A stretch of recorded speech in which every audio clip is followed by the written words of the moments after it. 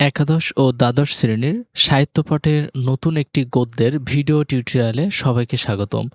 শিক্ষার্থীরা, আজকে আমরা অর্ধাঙ্গিনী আমাদের যে গল্পটি রয়েছে রোকেয়া শওকত হোসেন লিখেছেন, এই গল্পটির মূল ভাব এবং এই গল্পটির পুঁথি বিভিন্ন পরীক্ষাতে এসেছে, বিভিন্ন বহু নির্বাচনী প্রশ্ন সমাধান থাকবে আজকের এই ক্লাসটিতে।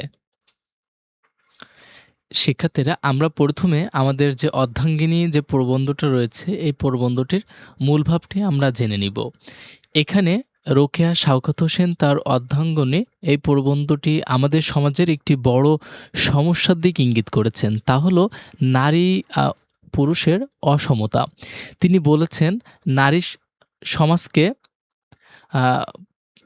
সমাজে নারীকে পুরুষের অর্ধেক বা তার অসম্পূর্ণ অংশ মনে করেন। যেমন একটি গাড়ির একটি চাকা বড় ও এক চাকা ছোট হলে তা সোজা পথে চলতে পারে না।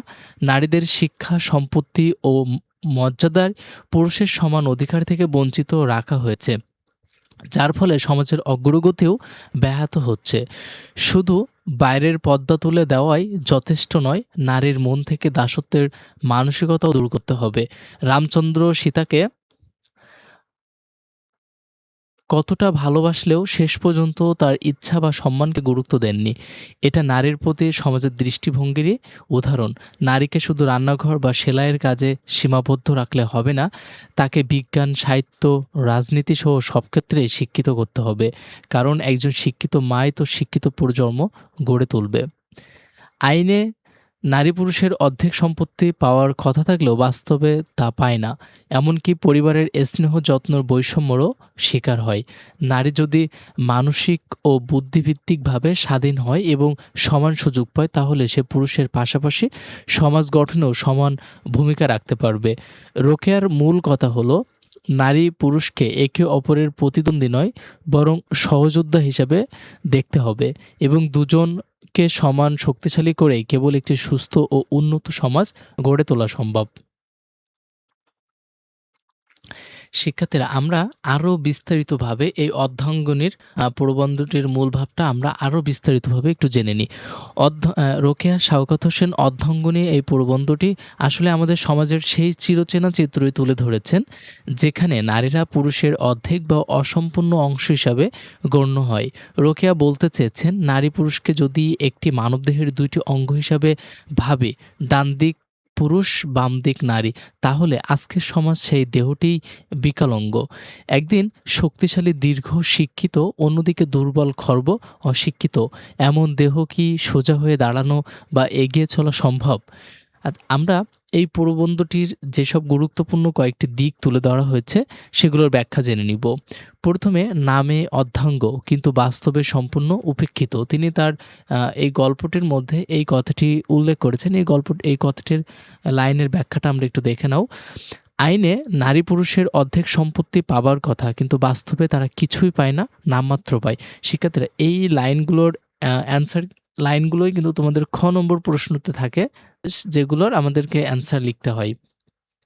পিতার স্নেহ যত্ন একই, বৈষম্য, ছেলেকে ভালো স্কুল, টিউশনি, মেয়েকে শুধু বাড়িতেই পড়া, শিক্ষার ক্ষেত্রেও তাই। ছেলেরা বিশ্ববিদ্যালয় পর্যন্ত পড়ে, মেয়েরা প্রাথমিক শিক্ষা থেকেই বঞ্চিত হয়। শারীরিক পর্দা নয়, মানসিক পর্দাই আসল সমস্যা। অনেক নারী পর্দা ছেড়েছেন কিন্তু মন থেকে এখনও পর নির্ভরশীল। তারা নিজেরা সিদ্ধান্ত নিতে ভয় পান, সব ক্ষেত্রে স্বামী বা পুরুষের মতামতকেই চূড়ান্ত মনে করেন। রোকেয়া বলেছেন, পুরুষেরা নারীকে পুতুল ভাবে, সেই পুতুলকে খুব আদর করা যায়, আবার রাগ হলে ফেলে দিতেও পারেন। রাম সীতার উদাহরণও তিনি দিয়েছেন। রাম সীতাকে খুব ভালোবাসলেও শেষ পর্যন্ত অগ্নি পরীক্ষা দিতে বাধ্য করলেন। এখানে সীতার নিজের ইচ্ছা বা সম্মানের কোনো মূল্য ছিল না। নারী শিক্ষার গুরুত্ব, রোকেয়া বলেছেন, নারীকে শুধু রান্না, সেলাই শেখালেই চলবে না, তাদেরও বিজ্ঞান, সাহিত্য, রাজনীতি সব বিষয়েই শিক্ষা দরকার। কারণ মায়েরাই আগামীর প্রজন্ম গড়ে তোলে। একজন শিক্ষিত মা কখনোই শিক্ষিত ও মর্যাদাশীল সন্তান গড়ে তুলতে পারবে না। তিনি বলেছেন, নারী যদি শিক্ষিত হয় তবে সে পুরুষের সহধর্মিণী হবে, শুধু গৃহিণী নয়। তারা জীবনের সব ক্ষেত্রেই একসাথে পাশাপাশি চলতে পারবে।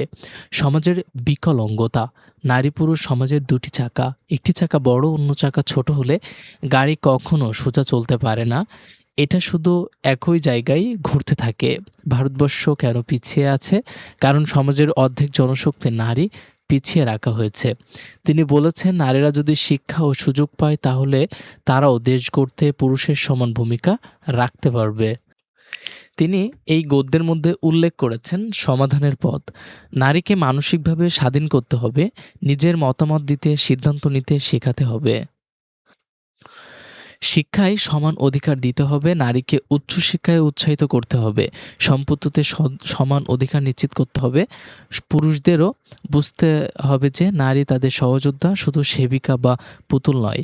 রোকেয়ার শেষ কথা, আমরা পুরুষের অর্ধাঙ্গনও নয়, আমরা তাদের সমান এবং স্বতন্ত্র মানুষ। আমাদের শিক্ষা, সমান ও অধিকার দিন, তবেই আমরা দেশ ও সমাজকে এগিয়ে নিতে পারবো। শিক্ষার্থীরা, এই ছিল আমাদের যে অর্ধাঙ্গিনী গল্পটি রয়েছে, এই অর্ধাঙ্গিনী গদ্যটির সম্পূর্ণ ব্যাখ্যা। এখন আমরা এই অর্ধাঙ্গিনী প্রবন্ধের এমসিকিউগুলো, যেগুলো বিভিন্ন বোর্ড পরীক্ষায় এসেছে, সেগুলোর সমাধান করব। বাংলা অঞ্চলের মুসলমান সমাজে নারী জাগরণের পথিকৃৎ কে? সঠিক অ্যান্সারটি হবে বেগম রোকেয়া। বেগম রোকেয়ার পুরো নাম কি? রোকেয়া সাখাওয়াত হোসেন। সাখাওয়াত কিন্তু তার স্বামীর নাম। বেগম রোকেয়ার প্রথম জীবনে কেমন জীবনযাপন করতেন? অ্যান্সারটি হবে গ নম্বর, অন্তঃপুরবাসিনীর জীবন। বেগম রোকেয়া কোন বেড়াজাল অতিক্রম করেছিলেন? অ্যান্সারটি হবে সামাজিক। বেগম রোকেয়া প্রধানত কোন সমাজে নারী জাগরণের অগ্রগণী ভূমিকা রাখেন? অ্যান্সারটি হবে খ নম্বর, মুসলমান সমাজে। রোকেয়া কাদের উন্মুক্ত বিশ্বে পদার্পণের আহ্বান জানিয়েছিলেন? অ্যান্সারটি হবে গ নম্বর, অবরোধবাসিনীদের। মুসলমান মেয়েদের শিক্ষার জন্য বেগম রোকেয়া কি প্রতিষ্ঠা করেন? অ্যান্সারটি হবে গ নম্বর, স্কুল। রোকেয়া সাখাওয়াত হোসেন সাহিত্য কোন নামে পরিচিত? বেগম রোকেয়া।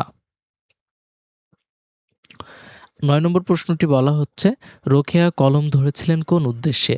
অ্যান্সারটি হবে গ নম্বর, সমাজকে জাগানোর জন্য। বেগম রোকেয়াকে কী ধরনের সাহিত্যিক বলা হয়েছে? তাকে বলা হয়েছে সমাজ সচেতন, সাহসী। পদ্মরাগ কার রচনা? এটা লিখেছেন বেগম রোকেয়া। শিক্ষার্থীরা, এই প্রশ্নটা কিন্তু তোমাদের জন্য খুবই গুরুত্বপূর্ণ একটি প্রশ্ন। পদ্মরাগ প্রায় পরীক্ষায় প্রশ্নটি আসতে দেখা যায়। অবরোধবাসিনী কোন ধরনের গ্রন্থ? এটা সমাজভিত্তিক রচনা। মতিচুর কার লেখা? মতিচুর এটা লিখেছেন বেগম রোকেয়া। সুলতানার স্বপ্ন, এর ইংরেজি নাম কি? সুলতানাস ড্রিম। এই প্রশ্নটাও কিন্তু তোমাদের জন্য খুবই গুরুত্বপূর্ণ, প্রায় পরীক্ষাতেই প্রশ্নটি আসতে দেখা যায়। বেগম রোকেয়ার লেখা কোন নামে প্রকাশিত হতো? মিসেস আর এস হোসেন। খ নম্বর, বেগম রোকেয়ার জন্ম হয় কত সালে? তার জন্ম হয়েছিল 1880 সালে।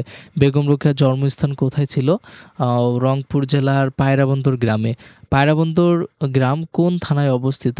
এটা মিঠাপুর থানায় অবস্থিত। মিঠাপুরের কেউ থাকলে কমেন্টে জানাই দিও তো। বেগম রোকেয়ার মৃত্যুর সাল কত? 1932 সাল। লেখকের মতে অবলা জাতি প্রধান রোগ কি? দাসত্ব। জাতির অবনতি প্রবন্ধে মূলত কোন দাসত্বের আলোচনা করা হয়েছে? অ্যান্সারটি হচ্ছে গ নম্বর, মানসিক। পার্সি মহিলাদের উদাহরণ লেখক কেন দিয়েছেন? খ নম্বর, সামাজিক পরিবর্তনের দৃষ্টান্ত হিসাবে। পার্সি মহিলাদের কোন পরিবর্তন ঘটেছিল? খ নম্বর, পর্দা ত্যাগ। নাকের দড়ি ধরে টানা কথাটি দ্বারা কি বোঝানো হয়েছে? খ নম্বর, জোরপূর্বক নিয়ন্ত্রণ। কলম্বাসকে প্রথমে কি বলা হয়েছিল? বাতুল। গ নম্বর, নারী যদি সত্য বোঝে তাকে লেখক কি বলেছেন?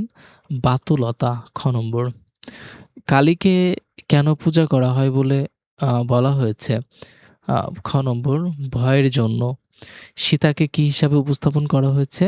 অর্ধাঙ্গিনী। লেখকের মতে রাম সীতাকে কিভাবে দেখতেন? পুতুলের মতো। সীতার কোন শক্তির কথা লেখক স্বীকার করেছেন? গ নম্বর, অনুভব শক্তি। তোমরা তোমাদের প্রয়োজনীয় ভিডিওগুলো আমাদের চ্যানেলের প্লেলিস্টে অথবা কোর্সে ক্লিক করে দেখে নিতে পারো। তোমাদের জন্য প্রতিনিয়ত ধারাবাহিকভাবে নতুন নতুন ভিডিও টিউটোরিয়াল আপলোড হচ্ছে। তোমরা কোন টপিকের উপরে ক্লাস চাচ্ছ সেটাও আমাদেরকে কমেন্টে জানিয়ে দিও। আমাদের ক্লাসটি তোমাদের কেমন লাগে, কোনো হেল্প হচ্ছে কিনা সেটাও একটু জানায় দিও। তোমাদের এই ছোট, ছোট কমেন্ট, লাইক, সাবস্ক্রাইব এটা আমাদের অনেক বড় অনুপ্রাণিত করে। দ্বিচক্র শকটের উদাহরণ দ্বারা কি বোঝানো হয়েছে? অ্যান্সারটি হচ্ছে ক নম্বর ভারসাম্যহীন সমাজ। শকটের বড় চক্র কাকে বোঝায়? অ্যান্সারটি হচ্ছে খ নম্বর পুরুষকে বোঝায়। ছোট চক্র কাকে বোঝায়? অ্যান্সারটি হচ্ছে ক নম্বর নারীকে। লেখকের মতে ভারতের অগ্রগতি থেমে আছে কেন? অ্যান্সারটি হচ্ছে খ নম্বর নারী পুরুষের বৈষম্যের জন্য। বোধদ্বয় পর্যন্ত সীমাবদ্ধ কার বিদ্যমান? নারীর। স্বামী সূর্যমণ্ডল মাপে, স্ত্রীর কি মাপে? বালিশের অড়। মাথার গুণ ও দোষ কার মধ্যে প্রতিফলিত হয়? অ্যান্সারটি হচ্ছে খ পুত্রের মধ্যে।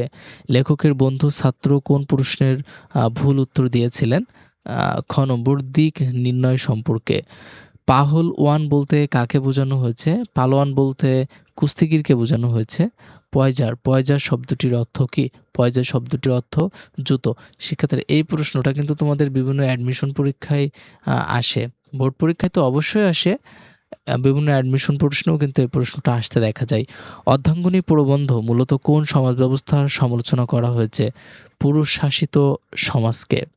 নারী সমাজকে তিনি কোন কোন বিষয়ে আকৃষ্ট করতে চেয়েছেন? অ্যান্সারটি খ নম্বর জ্ঞান চর্চা ও কর্মব্রতে। নারী সমাজকে মানব জীবনের সমাজ জীবনের কী হিসাবে চিহ্নিত করা হয়েছে? অপরিহার্যর অর্ধেক শক্তি, অর্থাৎ গ নম্বর। নারী জাগরণের পথে প্রধান বাধা হিসেবে কিসের পরিবর্তন জরুরি বলা হয়েছে? গ নম্বর পুরুষ সমাজের দৃষ্টিভঙ্গি। মুসলমান সমাজে নারীকে কি বলা হয়েছে? অ্যান্সারটি হচ্ছে খ পুরুষের অর্ধেক। শিক্ষার্থীরা তোমাদের আরও কিছু প্রশ্ন এখানে রয়েছে। আজকের ক্লাসটি এ পর্যন্তই। দেখা হচ্ছে পরবর্তী কোনো ক্লাসে। সে পর্যন্ত সকলেই ভালো থাকো, সুস্থ থাকো। আর অর্ধাঙ্গিনী ক্লাসটা তোমাদের কাছে কেমন লেগেছে সেটা কমেন্টে আমাদেরকে অবশ্যই জানিয়ে দিও। আল্লাহ হাফেজ।